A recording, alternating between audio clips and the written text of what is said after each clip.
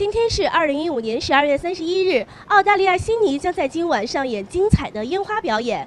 悉尼的跨年庆典一直以来凭借其盛大的规模和民众参与度享誉全球。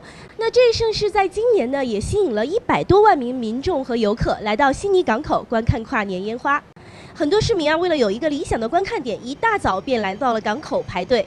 当晚，璀璨的烟花绽放在悉尼海港大桥上空，将夜幕渲染成姹紫嫣红的不夜天。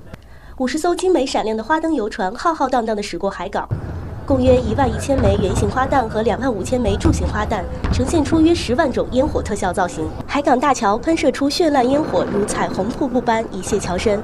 火树银花穿梭在海面与夜幕之间，将整个海港装点成一幅流光溢彩的画卷。